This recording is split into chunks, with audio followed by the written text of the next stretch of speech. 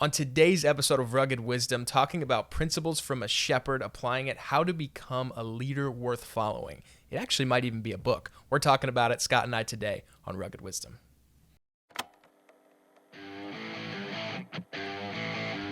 Welcome to the Rugged Wisdom Podcast, hosted by myself, Scott Johnson, and my buddy, Joe Weider.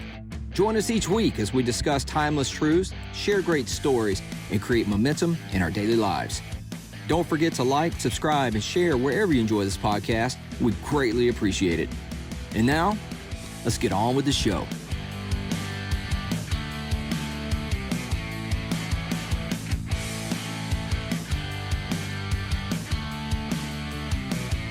Welcome back into Rugged Wisdom. My name is Joe Weider with Scott Johnson. And Scott, this is an episode that we've talked about for a little bit. You sent me something, and I'll let you set up what that something is, but you set up something that you've been working on.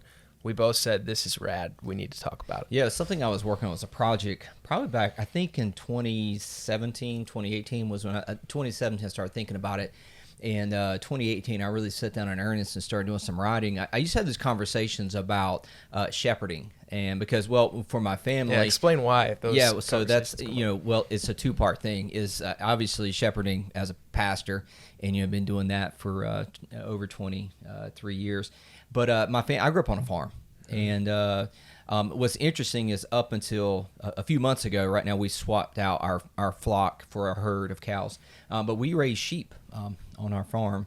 And anywhere from like a flock of 40 up to 100 when they're all lambed out. Which is sweet, by the way. I feel like there's going to be a lot around here, like where we're at. People aren't necessarily surprised about that. But if you are watching from that's pretty cool.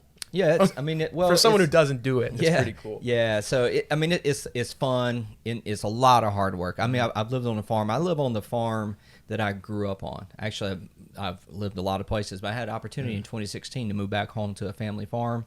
So my dad and my brother and I, we were picked back up into some farming.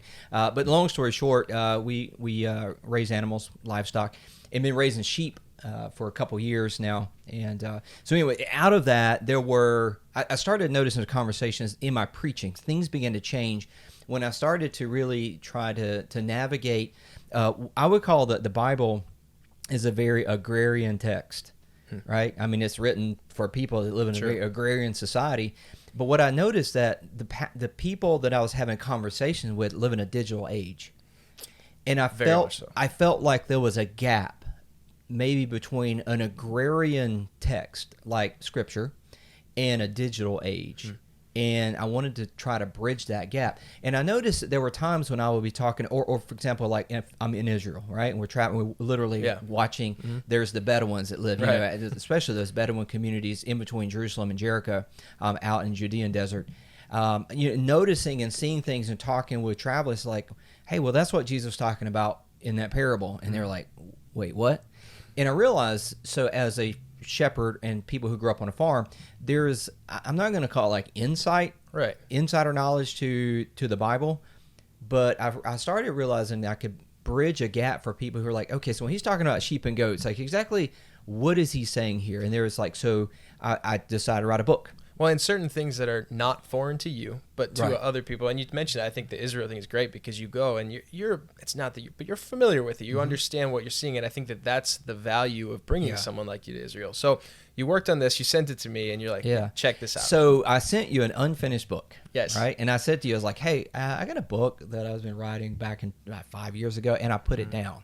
Only because I started writing this book, but in 2018, the flood happened here locally, so I got really sidetracked doing disaster relief. And then 2019, I started planting a church. Over in the town that we are now. Which takes some work. It took work. So we had to renovate a grocery store, renovate another building, plant a campus. So I got really busy the last 2 years. So this book has kind of just been sitting by. And I was like, hey, I want to drag this out. Yeah. So I sent you a copy of it. And I call it Shepherd, Becoming a Leader Worth Following was the kind of the working title, or a Shepherd's Field Guide. Yeah. And what it is, I decided that when it comes to understanding Scripture, and especially this is written for people who want to lead well. Like you want to lead well in your home, if you want to lead well at work, you want to lead well on the football field, you want to lead well wherever. There were some, when I looked at Jesus, the great shepherd, and I was like, hey, there are 12 things that I see him doing that he mentions in Scripture, especially when it comes to like literally shepherding animals. So there are things that I've learned from the literal pasture of saying, like, I think this is a great lesson of how to lead people. Sure. So we talked about it, and the tag on this is 12 lessons that can help you lead effectively at home and in life. And I feel like that's a pretty decent introduction. That's probably like a subtitle or something. Yeah, I think so. And I kind of want to jump right in. Yeah. Well, and so the benefit of this is, if we have this conversation, now this is going to take 2 episodes. Mm-hmm. Right? It's going to take us some time to walk through this. Which is good. Yeah, I mean, that's great. So here's what I like to do. If people like this, if they want to know more, then like I'll publish the book. I'll put it out there. So, the first thing I said was, when you sent it to me, I was like, well, why did you stop? Like, like you're writing this book and you're like, it's not finished. And I was like, well, like you're reading it and you're like, I was like, come on. Yeah. Why'd you stop?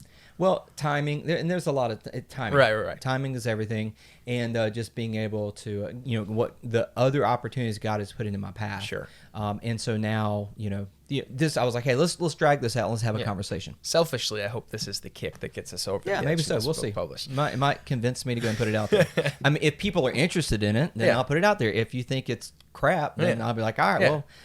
It just stays on my laptop, and that's it. That's what Rugged Wisdom's for. It's workshopping. Sure, it is. It's just, everything we do, we are engineering this plane while we fly it. Right. So we haven't told you that yet, but this is really just us. No one knows what they're doing. No. Yeah. But we're going to pretend like we're doing it. And that's a great segue into lesson 1. Yeah. So we are going to go lesson by lesson, and that's how you kind of have it, but really topic by topic. And the first one that you mentioned here, and I'm just going to kind of very generally throw it out to you, and then I want to kind of hear, and we'll go back and forth. But the first one you mentioned here, if leaders lead, the followers will follow. And then I do want to read, you put here, your task as a leader to provide out-front leadership to leaders within the flock. If you can lead a few of the leaders, the rest will naturally follow. Yeah. Expand on that a little bit more. Yeah, so there is, especially if you're leading any organization, let's use a round number. Let's say 10 or 100. It doesn't matter. So here's what I've learned about people. They're just like animals. So there are 2 prominent features in the animal kingdom that influences this idea. The first one is dominance hierarchy, and the second one is flocking. And those are the only 2 defense mechanisms that sheep have, is dominance hierarchy and flocking. And I'll explain what I mean by that. So imagine if you saw a shepherd. Let's say, paint a picture. We do got some cool pictures in here, by the way. We do. So imagine you saw a picture, Joe, of a shepherd who's walking across the field, and 100 sheep are following behind you. And I'm asking you the question, how many of those 100 is he actually leading? You would think all of them. All of them. The answer is no. The first thing is this: you can't drive sheep. You can drive cattle, but you cannot drive sheep. You have to lead them, which is why Jesus chose sheep in the shepherd model. Like, you can't drive sheep. You can drive cattle. You have to lead sheep. If you're going to lead sheep, you don't lead 100. You lead 3.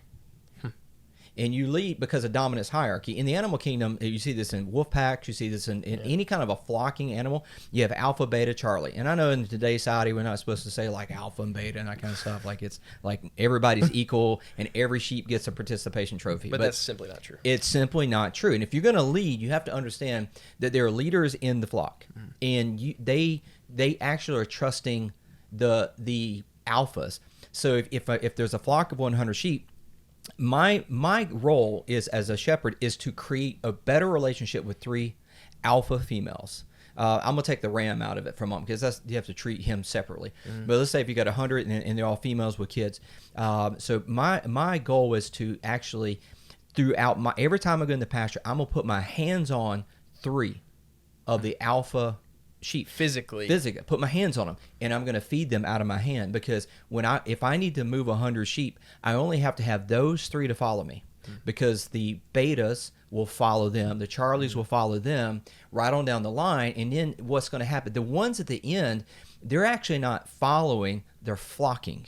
And this is a great leadership principle, because if you're gonna lead, the followers will follow, because it's a defense mechanism. They're like, well, I don't want to get left behind, so I'll catch up. So if you're leading an organization, if you lead the leaders, the followers will follow. Jesus did this. Jesus, so he had billions of followers throughout the scope of human history, right? But Peter, James, and John, 3 dudes. and then there were the 9. Well, really the 8. Judas, right? flaked out. But so when you look at Jesus as concentric circles, and you hear me talk about talk about it often. Concentric circles of leadership all the time. So understand, you don't have to lead 100 people. If you invest into the leaders, especially if you're an athletic team, you've ever played sports, any athletic team. If I could get some of the leaders to commit to the vision and to the standard, toe on the line, sweep the corners, like all the things you have to do, then they will police everyone else. I like the thought process of, hey, I'm going to, and I like what you said it, because I didn't understand that. You're physically touching, you're physically feeding, you're physically, I feel like that's a great kind of a parallel too, of like, sure. My thought process is just like getting there. Being there, and the rest will follow. Well, that's another leadership principle we get into in a moment. So presence over time equals trust.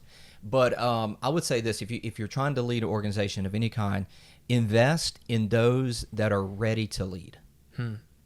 Is that difficult to find, or do you have to be very intentional about finding? As you're somebody looking, is it hard? I would quote the great philosopher, Macho Man Randy Savage, who said, "The cream rises to the top." All right, So those people will present themselves, or actually, good leaders know how to spot good leaders. And so, if you're going to help lead any group, organization, or whatever, invest in the people that that you're going to leverage your leadership through them, and then they're going to leverage their leadership. And so, you don't have but so much time and energy to invest. You don't have time to equally invest in 100 sheep, but you could pour yourself into 3, 4, 5 people in your inner circle, like your kitchen table, and then out of that they're going to go lead. And so that's exponential leadership 101. So if you lead, if leaders lead, and if leaders lead, followers will follow. Now, caveat, that means to bad things too. That's why culture is where it's at now, is because people are leading in the wrong direction. So be very careful where you lead. And being mindful that there are people who are watching. There are people who are flocking. They're not following. They're just like, oh, I want to do that because everyone else is doing that. Yeah. Well, that's the herd mentality that you hear so much about. But anyway, that's lesson one. Lesson one. We could spend a lot of time on one thing. All I was thinking is, we had talked about that our church recently. It was a couple of months ago. We had this idea of like being a fan versus a follower. Yeah. And like what the difference is. But we don't have time for all that right now. I love it. Leave meat on the bone. Lesson 2, and you said a compelling vision makes the timid bold. When I first read this, I had to read it a couple of times and had to read through a couple of your notes.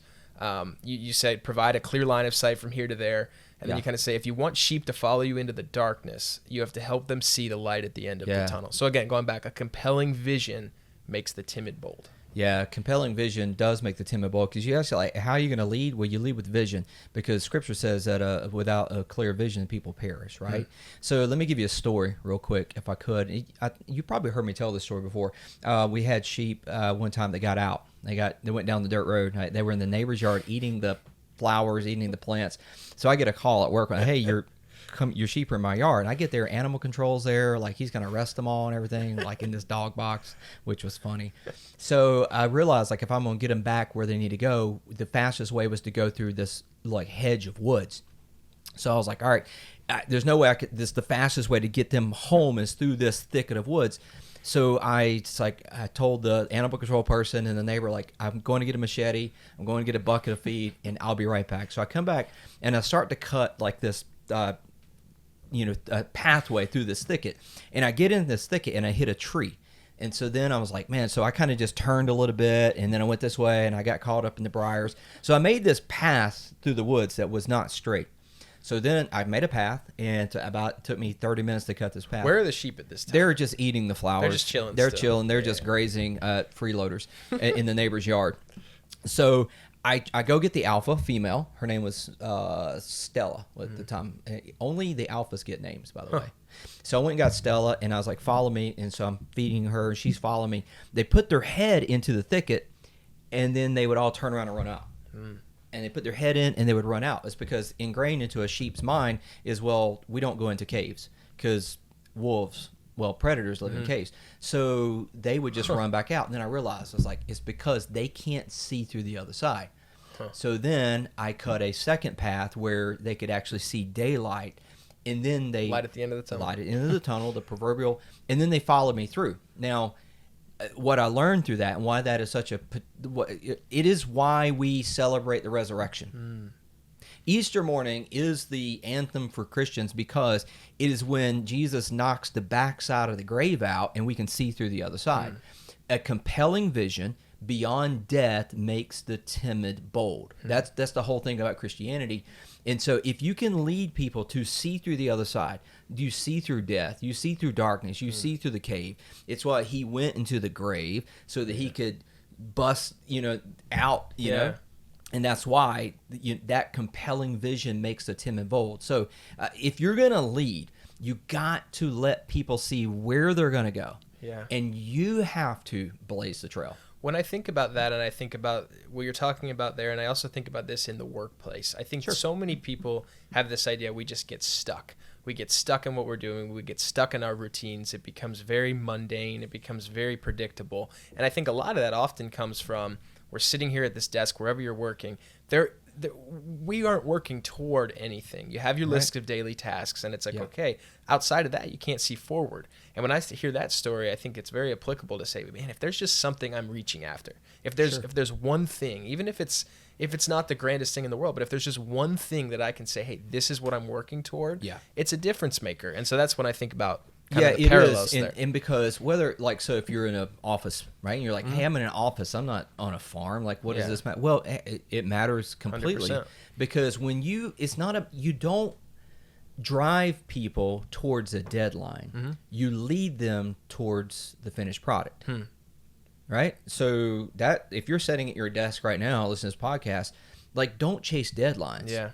Chase finished projects. Something. And as a leader, like, you're trying to bring your team, let's say you have a small little team, you work on a project, like, we'll lead them towards, like, tell them what this will look like when they're finished, and then lead them to that. And the deadline is just something that should motivate you, but the goal should, and see, that's about, you drive people, like, from the back with a whip of a deadline. You lead with vision. Can I ask a quick question? And then we'll move on. But I think about this in terms of parenting. I'm not a parent. I don't have children. You do.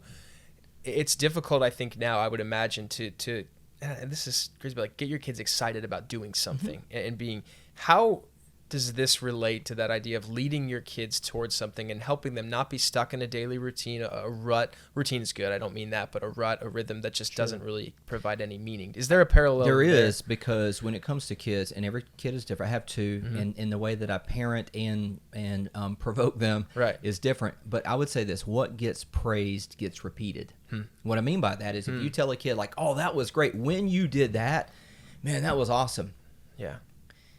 I think kids respond to that better than never do that again. Because if you don't do that, versus, hey, when you did that and you contributed in this way, like, that awesome. Was incredible. That was awesome. So my son yesterday was like, he was cutting the grass on our farm, and it's a lot of work. He was weed eating. And so, there were things I could have said, like, hey, when you do that, hey, man, I appreciate you so much. Like, what you did today, like, you just freed up my time to now we can go do this. Right. So that's so different, right? Because that's a vision. Instead of, like, leading with the heavy authoritarian hand, to me, like, lead with a vision. What gets praised gets repeated. And what you want to praise is the vision. I will say I saw him yesterday after that. He was in a particularly good mood after 7 hours of landscaping and weed eating. Well, good. So I will say that. I wouldn't. Well, that's because the work will continue until morale improves. Yeah, I was gonna say. I was like, he's like, yeah. I was like, you seem pretty upbeat. Yeah, he's a good kid. He is. Lesson 3. This one, I don't know. I'm allowed to have favorites, right? Is that sure? Why not? Okay, I'm stamping this. Put a gold star beside. I'm putting the Joe Weider gold star next to lesson 3. Okay. Which is clear boundaries create freedom. I'm not even going to expand on that because I think it stands on its own, and we know this within the context of, if you're a believer, if you're a Christian, you understand that where there are boundaries, there is freedom. And this is the exact opposite of what culture tells us. It's the exact opposite of what culture says, but culture knows this to be true. Let me prove it to you. Would you rather drive on a road that's freshly paved, that has no lines, no markers, no stop signs, no red lights, no speed limit signs, or would you rather trust our federal system that allows you to go to any state in the union and know exactly how to drive in Wyoming versus driving in North Carolina or South Carolina. It's like the rules and the clear boundaries go like, oh, this is my lane. I see the yellow line. I see the white line. I see the stop sign. I see, oh, it's green. I can go. Yeah. Like, clear boundaries on the road lessen our anxiety. Right? When I think you ever driven at night and it's raining? Oh, yeah. And you lose sight of the boundaries. When we lose sight of boundaries, when you're driving a vehicle, people get nervous. Oh, yeah. Now, culture is going to tell you that you don't need boundaries. Matter of fact, you want to cross a boundary, if you're free to choose, whether that's gender, whatever it is, like you just cross boundaries. Create your own. Create your own boundary. It doesn't matter, like whatever. Like, no. When we lose sight of boundaries, it creates an anxiety in us that leads us to a mistrust, and it leads us to never see the good in other people, too. So I would say that's one way to say it. That culture knows this to be true. We just pretend that it's not. How do you see this take place in shepherding, where you're talking about boundaries? I know we talked about that, but I mean, in terms of boundaries creating freedom, and just not necessarily freedom, but just helping things flow. Freedom. How do you see that? For the shepherd and the sheep. I am here today because I know the fences are working well, because fences work 24/7. If they don't, then you have to fix it, right? That's all. You mend your fences. Why do you mend your fences? Because clear boundaries create freedom. So as I have the freedom to go about my business knowing that, well, the sheep are safe and they're going to be protected. And the boundaries keep things in and things out. That's the other thing. It keeps in what's supposed to be in, and it keeps out what's supposed to be out. So I know that there are certain predators, well, they're not going to get into that fence unless they try really, really hard. And so those clear boundaries give freedom not only to the shepherd, but freedom also to those inside. Like they know, like this is like the shepherd's like giving me the freedom to operate in these boundaries. I want to read a couple of things that kind of come off of this lesson, and you talk about how Jesus employed this lesson of boundaries creating freedom. Yeah. And it's just a couple of things, but I think it puts it in great context. You say, Jesus put on the boundaries of flesh to accomplish a higher goal. Jesus resisted temptation in the flesh to model sacrificial living, become a complete sacrifice. And Jesus stayed in constant step with his Father, offering words and actions from heaven above. So it's not as though Jesus came and didn't have boundaries. He took on human form, so he very much had boundaries. The incarnation, number one, is a statement of boundaries. He made himself flesh. Philippians chapter 2, verse 6 to 9. He considered equality with God something that we would not grasp. So he put off what was of heaven, and he took on flesh, which is a boundary, right? So being in the flesh, incarnate is a boundary. Well, he's in the flesh. He's bound to the flesh. There's that. But he was bound by his desire in the will of the Father. And so Satan tries 3 times, like, if you do this, you do this, here's some, and you're like, nope, that's outside the boundaries. No, the boundaries are pretty clear. And then he confined himself to the will of God in such a way that led to the freedom we have now. Like, because no, this is the boundaries. I'm going to do this and just this. Yeah. He says this a lot of times. What you see me do and what you hear me say, well, it's because I got it from the Father, and I'm going to stay right here. I'm going to stay in that. One of the things I always find interesting with this, and I hear it a lot, and I actually use it a little bit, but it's like I love the game of baseball, right? Or football, take any sport. You love the game of football. But you love it because it's a controlled chaos. You love it because of the rules. Sure. It is great, and it is enjoyable because of the rules. What do people argue about the most? That's not how we play the game. Right. That's not a strike. Right. That's a ball. Like you're arguing boundaries. Right. Like that's what you know. Yeah, but they're also important. Like I mean, you wouldn't enjoy the game of baseball without boundaries. It is great because of the rules. Imagine telling a kid, "Let's play a game." Go. Yeah. Well, how do I play the game? What are the rules? You know what that would look a lot like? It would look a lot like what society looks like. Sure. Right now. Like there's no rules. There's no boundaries. And you imagine the frustration of trying to play a game and you don't know if you're, am I playing the right game? Yeah. Am I winning? Am I losing? Like, am I doing it right? Like the boundaries, people think boundaries do not create freedom. I would say, well, we understand as a society, what's the very first thing that we did as a society? Roll this back in 1773, when we start, like, we're going to really start making some declarations about who we are. And that led, obviously, to the the revolution. Yeah. But in 1776, we signed a Declaration of Independence. What is the Declaration of Independence? a statement of boundary. Mm-hmm. We are sovereign. Yep. We create a boundary around ourselves. Mm-hmm. In England, you are no longer to intrude in our boundaries. Yep. And so we as a society are based upon this idea of creating some boundaries. That is a declaration. That's why we call it Independence Day. Yeah. Why did we Independence Day? We signed a boundary statement. Yep. Thus And creating then freedom. Yeah, freedom. So I could go off a lot about that. Clear boundaries create freedom. Consider the gold star planted. That's a good one. Next to listening. That's a good one. All right, lesson 4. I gold starred the last one. I'm going to throw out a lot of gold stars today, Scott. Okay. This at least has a half right now, and then we're going to keep going. Lesson 4, your voice is an instrument. You say knowing the difference between effective and productive communication. When we talk about shepherding, and I'm just going to throw it to you, where does this whole your voice as an instrument, where does it play into what you do on a daily basis as a shepherd, and then tying that back into life? You ever wondered in Scripture why a lot of the songs, poems, and psalms come from shepherds? I have never wondered, but now I'm wondering. Think about it. Now I'm wondering. What was David? He was the poet warrior. Mm-hmm. Where do most of our songs come from in Scripture? Mm-hmm. They come from the Psalms, right? Yeah.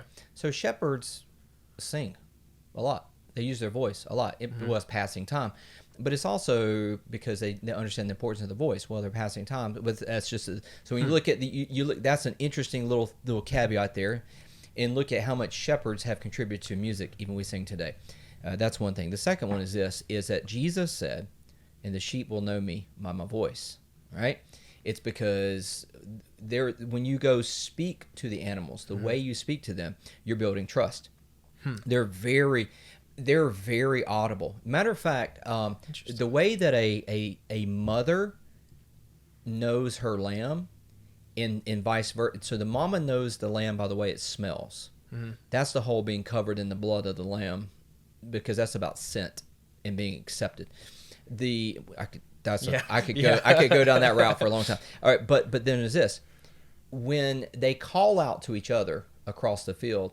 And to us, their voices sound exactly the same, but that's my mom's voice, and they're like, yep, that's my lamb. Like they can hear across the field, and they distinguish each other by their voice. They're very audible creatures. When you speak to them and how you speak to them, you have to be very careful with your tone, because if your voice is too loud, it's a threat. Which makes sense though, if that's how they're ingrained to be. They understand vocal cues. Yeah, they're very vocal and they're very auditory.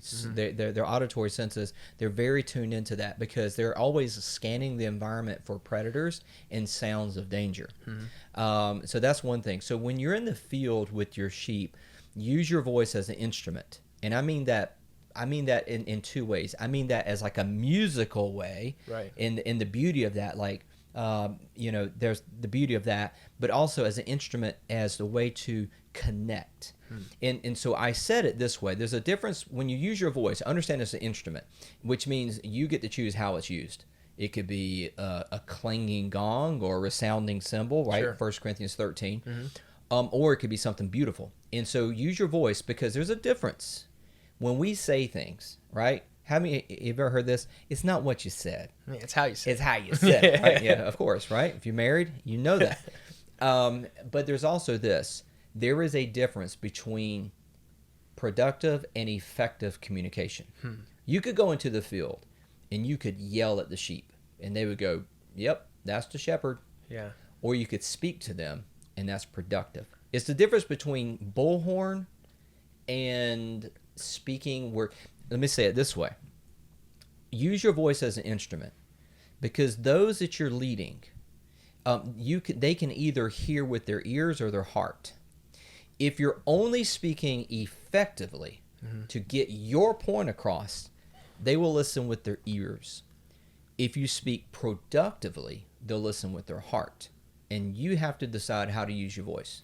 I feel like recently this is something that I've thought about a lot, because I'm 24 and I'm entering this stage of life where for the years previous until now, I have been led by a lot of people, right? At formative years, that's kind of what happens. That's the good thing. I've had a lot of great in my mind, really great godly leaders that have led me. But it's interesting now, as I'm 24, about to turn 25, I'm entering a stage of life where now I'm starting to do the leading in areas of life. And it's not that I haven't ever, but more and more as I've been, understand this, but I'm leading now. And so now I'm having to think about, okay, all of the leaders that I've had that have come before now, what are some of the things that I want to take from those experiences since I have been led now that I'm leading? And one of the things that I think has really stuck for me, I'm a very affirmation-based individual, for better or worse. It's who I am. I do very well with affirmation. But I still value constructive criticism. But there is an idea of how are you saying something? What is the voice? And what's interesting is that when I thought about the leaders that kind of led me, I think of their voices a lot and what they sounded like and what their tone was, even when they were telling me things that I didn't necessarily want to hear or agree with. That's the thing I think about, was what were their voices like to me, and how do I want to model my leadership ability? So when you say this, I'm like, man, this is interesting, because I'm in that stage of life now where I'm trying to figure out, what kind of leader am I going to be? And when I think about the things that I want to be, I think of the voices of the people who have come. So that to me is interesting. I think you heard me say this recently. Words create worlds. The words that we use in our families, with our relationships, with with those that we lead, or any environment. And if you're in an environment and you have an opportunity to leverage for leadership, like, you remind yourself that words create worlds. And so, speak in such a way, because you know this, like the teachers, there are some teachers, it's a cliche, I don't remember what they taught me, but I remember how they made me feel. Absolutely. And that's true. It's very real. Sounds like, that's like somebody's crocheted pillow talking but here. It's real. But it's true. People remember. It's about how you said it. And it's interesting too, like, sometimes someone can come along and say something in such a way, and you go like, oh, I heard it now. And like, I've been saying that for a long time. You never listen to me. It's like, well, it's just sometimes it clicks because of how it was delivered. Yeah, I think eventually one of these days we need to do a segment on just communication and leadership, because I think that gets some other people in here. So your voice is an instrument, so use it wisely and use it deftly. Absolutely. Lesson 5, jumping right in here. The eye is the window of the soul. And you say, get on eye level to see the deeper issues. Take that where you'd like to. So sheep can't tell you what's wrong with them, right? And because they can't tell you, you kind of have to. So sheep are a very inexpensive animal. Now, why do I say that? It means that, unlike the horse, you don't call the vet. I mean, this animal, can I just speak practically? The sheep's worth $200 to $300. It's by the weight. Sure. So you're selling by the pound. You're going to sell them from 3 to 3, 2 on the low side, 4 on the high side at the market per pound. So the thing is, like, so you have to go figure out what's wrong with these, because you can't hire someone to come do it. Right. So you got to figure it out. So one of the ways that you can, the fastest way to identify what's going on with the sheep is to look into their eyes.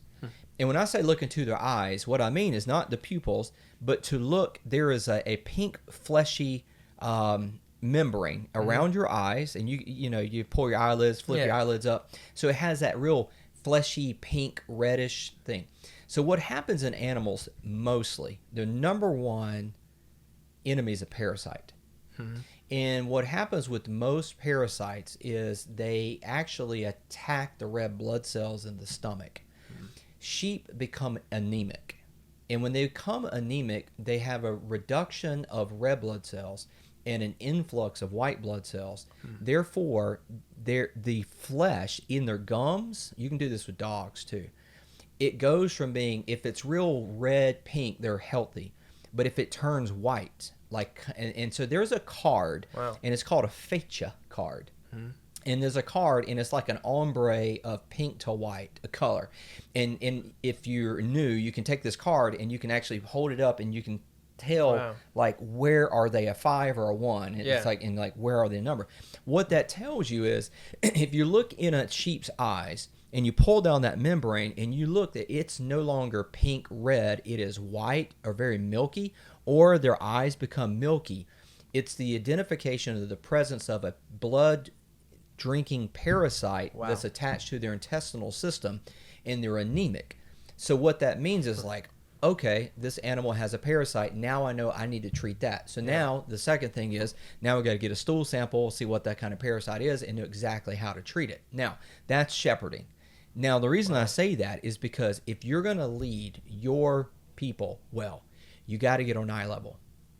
You got to get in, you got to look what's going on. Like, and I'm like, what's really going on?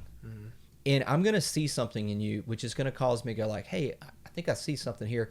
I want to ask a follow-up question. What's going on inside right now? And so just like a shepherd who's chasing down the core issue, when we lead people, when we get on eye level and you get on your, it's like a child, you get on your knees, you get eye level with them so you can see what's really, and if you're going to lead people well, you can't lead from the pulpit, you can't lead from the podium, you lead eye level, sitting down with a cup of coffee, get eye level, and say like, well, I'm seeing some things here, and I just want to see what's going on inside. Very practically, as a leader, does this, and to me, when you talk about it, to me, it's the day-to-day idea of, we hear a lot about distant leaders, we hear a lot about involved leaders, and I think from this perspective, all the way up here, you just think of it casually. But I do think there is value in the idea of, if you're going to take on, and you can speak to this more, but if you're going to be willing to take on a leadership role, that doesn't just mean we're going to slap this title on you and this is who you are. Right. A leadership role does mean delegating.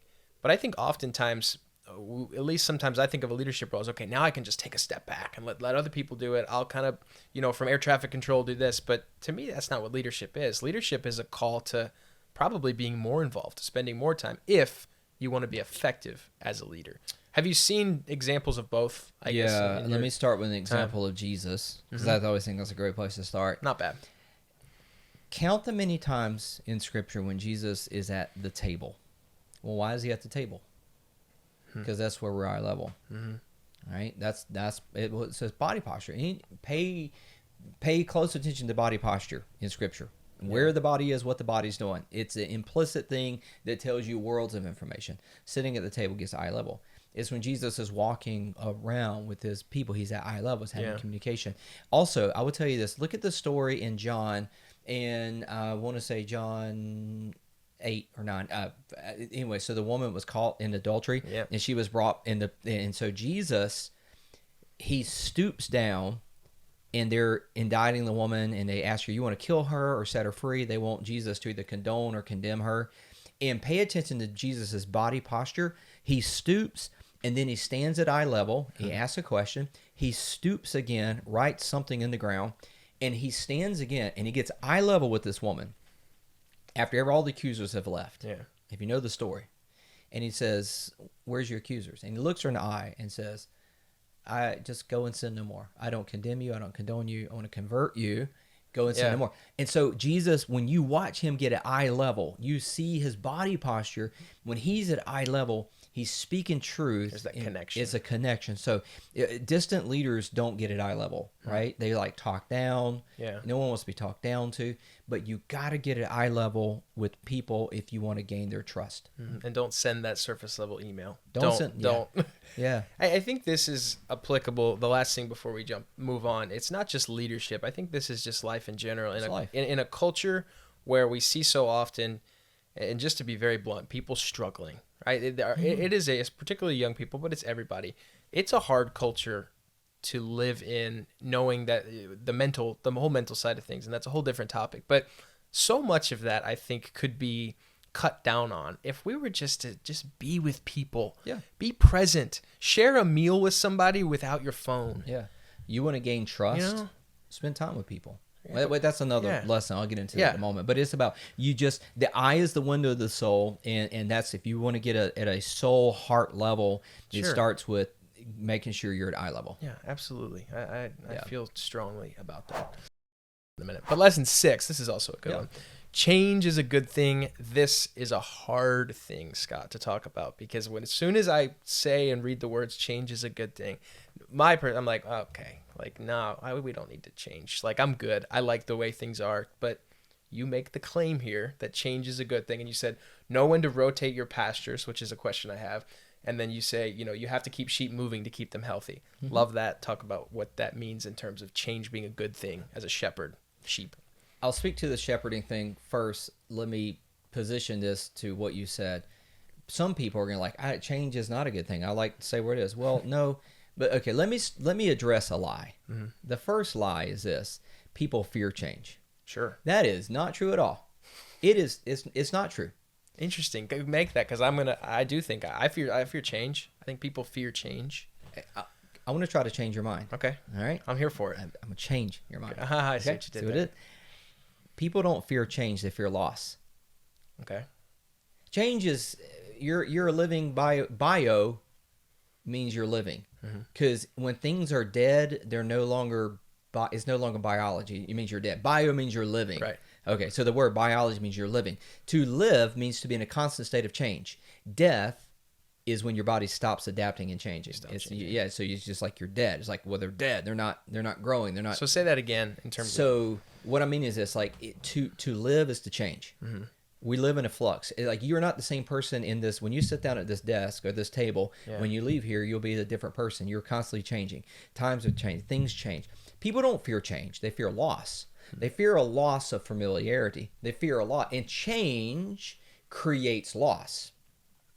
People don't fear change. They fear loss. So let's just be honest about it. Change is normal. Change is necessary. We fear loss of familiarity, because familiarity breeds confidence. Confidence breeds competency, and people want to feel like I'm in control. I would also, before you keep going, I would also say there is a comfort factor of that too, and that's obvious. Competence and comfort, right? And now, comfort. When it comes to shepherding, this is why I say change is a good thing. You have to rotate your pastures. Imagine that some people ask me sometimes, they're like, "Hey man, I think I'm gonna get some sheep. I think I'm gonna get some goats. Or I'm gonna get some animals." Yeah. And I'm like, "Okay, how much acreage do you have?" And they go like, "Well, how many acres does it take to raise an animal?" And there is a formula for that. And for per acreage, for cows, it's one. For horse, it's another number. For ruminants, like small ruminants, like a goat or a sheep, it's a different number. So let's just say, I'll just throw a really easy math here. For every 1 acre, you can run about 12 to 14 sheep. So people go like, "Oh, that's great. I got 3 acres. So I'm going to run 36 to 40 animals." I go, "Okay." But what you're not considering is you can't keep them on that same 3 acres, because what happens after week 4, they get sick. And the reason is because, well, if you're going to eat and defecate in the same space, well, what lives in the manure on the ground are parasites. So if you don't move them off, they're going to pick up parasites. And so what happens, you get into this vicious cycle. So the way to break the cycle of a parasite, which is number one enemy of a ruminant or a small animal like a sheep, is to remove them off the pasture and let that pasture get sunlight and let it sterilize, because you have to break the egg cycle of parasites. How long does that typically take? 28 days. Okay. I know, random information that You didn't have to think hard for that one. Yeah, 28 days is the egg cycle. But so you have to move pastures. Well, for the animal, but also for the land. The land has to lay fallow so that it can regenerate. It needs time, because they're just going to walk on it. They're going to eat it down, and basically the grasses and the sheep are grazers, unlike a browser, which is like a goat. So a sheep is a grazer, and they like broadleaf, they like soft leaf, they things. So if you let them eat that plant down to the root system, it won't reproduce. It actually needs a certain amount of chlorophyll to be exposed to the sun for it to regenerate. So change is a good thing. It's bad for the animal because of parasites, but also the pastures need to lay fallow so that you have healthy pastures as well. So that's from the shepherding side. Change is a good thing because it keeps you healthy and it keeps your environments healthy. Well, and you talk about that, and then kind of transitioning over to, you talk about Jesus employing this principle, and it's Mark chapter 1, verse 35, 38, and you just right here. Jesus said, let's go. It's time to rotate. There's a bigger picture here. Change is necessary to keep up with Jesus. So they wanted Jesus. So you're quoting Mark 1, 35 through 38. If you remind me right, that's at Capernaum. And so Jesus is at Capernaum, and they got incredible ministry going on. It is the day after the Sabbath. They're at Peter's house, and they're healing people all night long. Jesus gets up early in the morning, verse 36, 37. He goes out to pray. The disciples come out. I think verse 37, really shooting off the cuff here. Verse 37, they came out. They're looking for Jesus. They exclaim, everyone's looking for you. Verse 38, Jesus says, no, we need to move. Yeah, he says, let's go. We need a new pasture. Right. Why? This is a good pasture. We get low-hanging fruit. Look at everything that's happening. Look at all low-hanging. And Jesus like, no, we need to move. Why do we need to move? Because change is a good thing, because it's going to lead to the bigger yes. And the bigger yes requires change at times. So Jesus models this in your organization. You're going to have to adapt and change, or you'll die. Like you know, for example, just say in industry, why did the train companies go out of business? Is because they were dedicated to the railroad and not transportation. If they were committed to transportation, they could have adapted. But they were dedicated to trains. And when trains were no longer needed, when you're dedicated to one thing and you don't have the ability to adapt, you become, well, a buggy whip salesman. How many buggy whip salesmen do you know? Exactly. Because, well, if you don't adapt, you're with the proverbial buggy whip salesman. And so there's no buggies, there's no horses, so there's no need for the whip. So the buggy whip salesman, well, he's out of a job. Well, and it's with anything. I mean, my mind goes to sports, right? And as a football fan, this is going to be very specific, but like you look just in football where it's like you have these certain eras. Remember like the Wildcat offense, and it was like that was the thing. I remember the night it happened. It was like it took over storm. Did Kentucky do that first? It was Kentucky, but in the NFL it was the Dolphins. But yes, it started. But it was the Craze, and all of a sudden for like a solid year, it was like the Wildcat. Yeah, everybody wanted they wanted a pocket passer and a Wildcat. Yeah, they wanted to do it all. And then now it's like no one really knows what's going on. But there's constant change because the coaches, throw out great coach names, whatever you want to do. They understand that to adapt and to be great, you have to change. You do have to change. Imagine not rotating players. Imagine not changing your roster. So you have to adapt to change. Now, let me give a bit of a caveat. I don't mean arbitrary change. I don't mean change for the sake of change. No, we don't. No, you do what works. Yeah. And you improve what you can. You do what works and you improve what can. So never sell out because let's just do the next fad. I'm not. Hear me out. I'm not. I don't like fads. I'm pretty stuck in in a lot of ways. Sure. But don't change for the sake of change. Change for necessity and for the health of your organization and the environments that you're in. So we're through 6 lessons. Yeah. And I think we can just go ahead and say that the book probably should be published. I don't know. I mean, we're going to have a part 2 to this episode, to this topic, and this is going to be it's going to have a follow-up episode. We're going to have to just. It will. So maybe I'll say I'm not sure. Maybe we'll just have to wait until part 2 to see if the book should be published. But in all honesty, I'm kind of sold. Well, so. I mean, if people are interested in this, hit the comments or comment and say hey, I really liked Joe's wrong. 3's not the best. 4 is the best. Or I don't know. It doesn't matter. But I would love to hear from people. Are people even interested? I'm just be full transparency. I sit around and think about this stuff. Yeah. And I go no one's interested in that. No one's really interested in it. And so I literally wrote a book, sat on it for 5 years going whatever. It's good to know that there are people who would consume this. Yeah, if you're interested in it, then maybe I'm not saying maybe we will. Maybe I will. I don't know. But hit the comments. Let us know. I really enjoyed this. Yes. Or hey, man, that one thing you said motivated me, or that's helpful for me to know. Yes. So. Hit the comments, share, subscribe. This is something that is applicable. It's a unique perspective, but we're not done. Right. So next week we'll drop the second half of this conversation, right? We'll do 6 through 12. Yep. So we're excited about it. Hope you are. Thank you so much, as always, for listening. This has been Rugged Wisdom. Scott Johnson. I am Joe Weider. We will see you back for part 2 next week.